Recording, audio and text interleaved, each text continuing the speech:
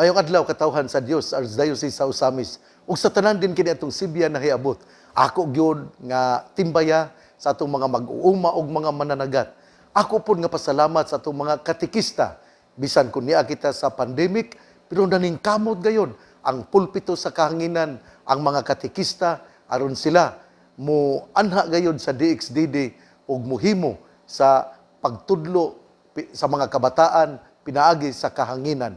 Hinaut unta nga duna pa kitay mga ligon, duna pagyoy mo volunteer pagkakatikista o mo anha lang dinha sa makigduyog usab sa Metropolitan Cathedral of the Immaculate Conception nga mga katikista aron sila magbansay o maghisgot aron unsay itudlo sa mga kabataan dinha sa pulpito sa kahanginan dinha sa DXDD. Usbon ko ha, salamat mga katikista, salamat sa Vocation Committee dinha sa mga parokya, salamat sa mga Family and Life Apostolate, salamat usab sa ato nga mga tighimo og mga balay.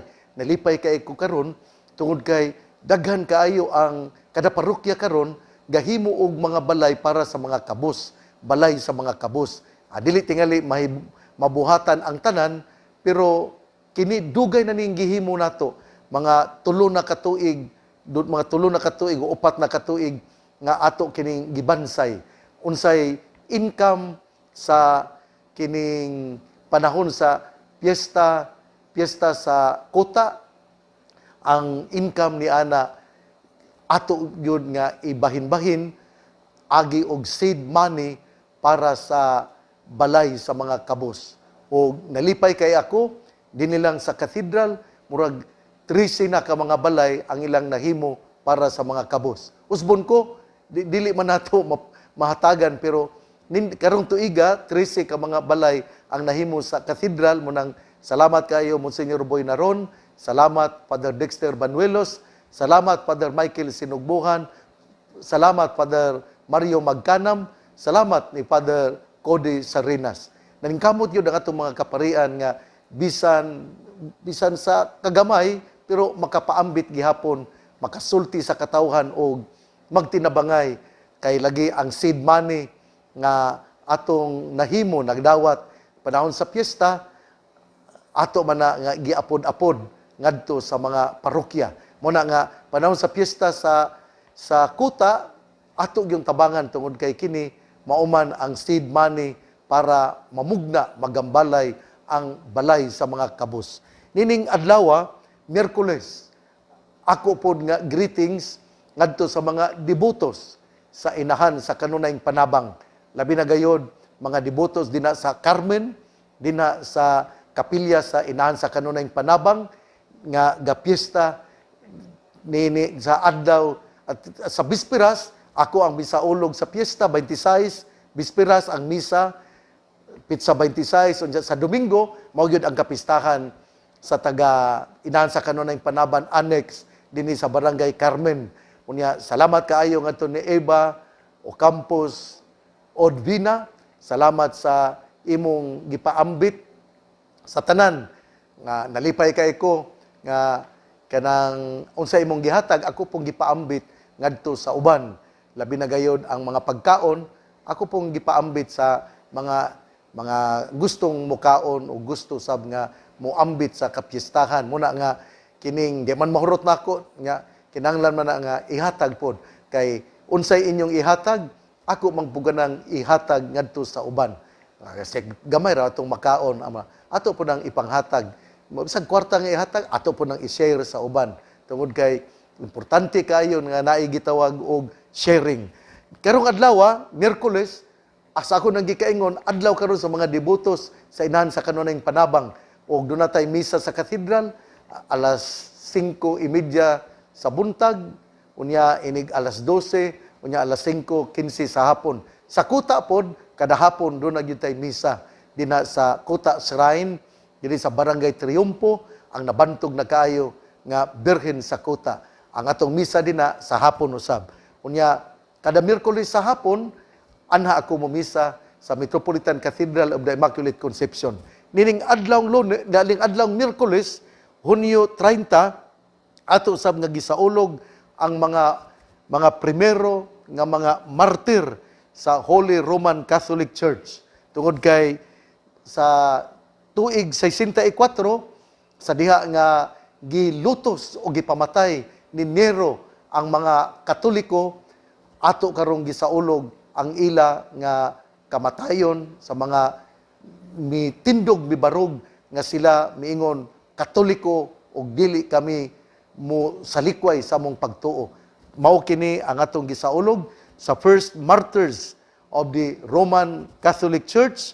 Din gipamatay ni Nero ang mga Katoliko dito sa Roma sa tuig 64. Kini gisulat sa ni Tacitus o sa ka historian nga nahitabo gyud kini.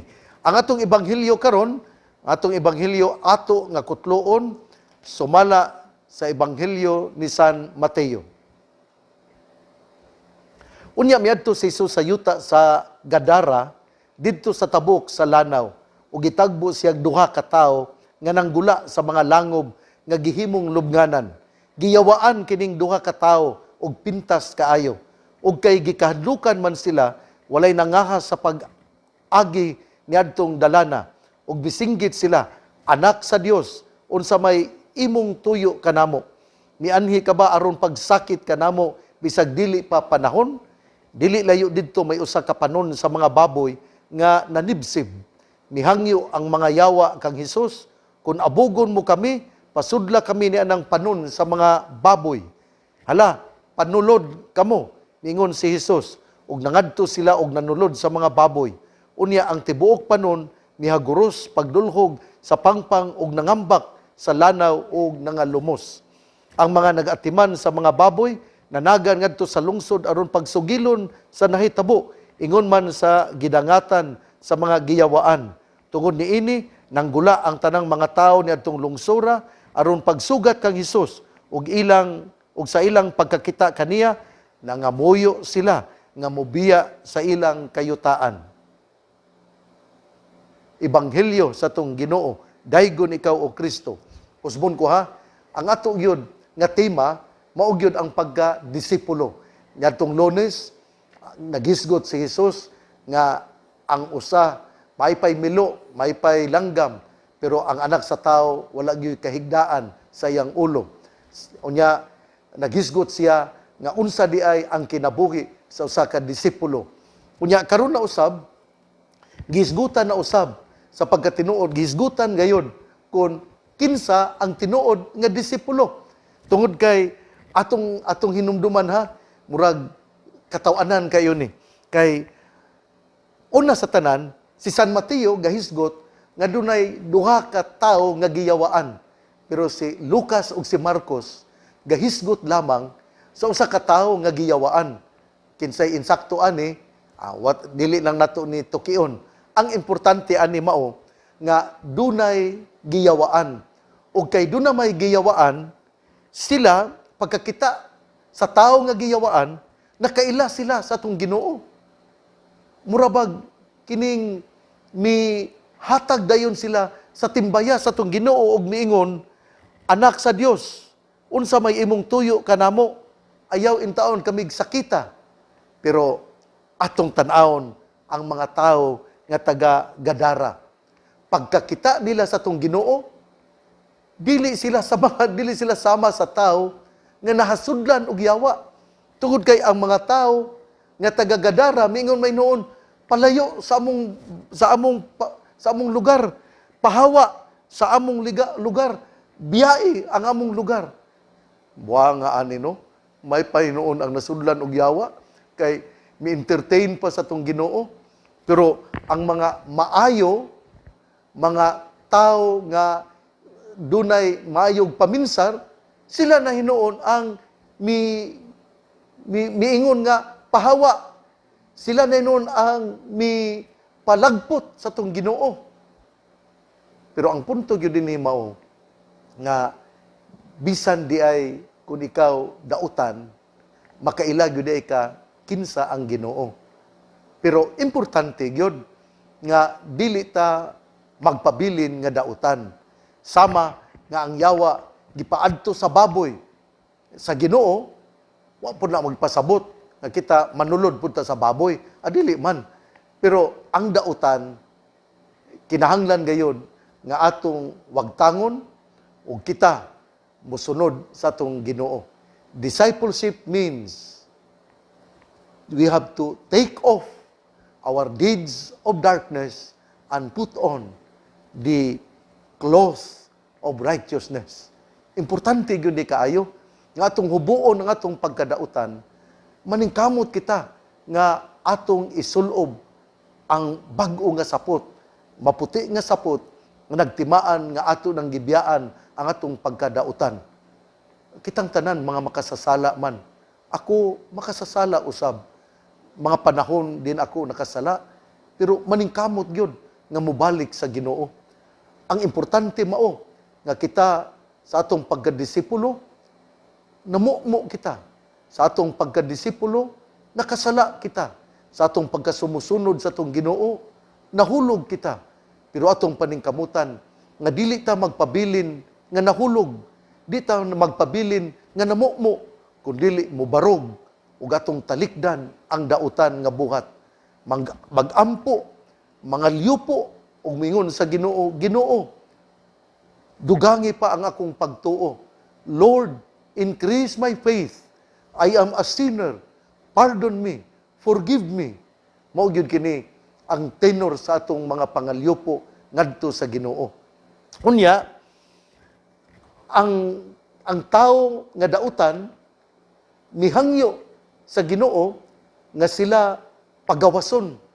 Ang dautan, ang yawa, pagawason. O ang mga yawa miadto sa mga baboy. Ipasabot day kini, mo dili ni, mo day ni nga ang uban mahadlok, ang uban nga kuan nga mahadlok nga kining mukaon og baboy. Nga unsa may unsa may ang punto po din ni mao nga nangalumos na mapunto mga baboy. Pero ang punto gyud din ni mao nga kung ikaw mukaon og daghan pod nga baboy na mamatay ka gyud kay mutaas man ang imong blood pressure nga dili man makontrol. Mao na nga sakto-sakto lang gyud. Dili kay mao na noy imong mao na gyud kanang daghanon gyud imong kaon. Importante nga kuan gyud, sakto-sakto lang gyud.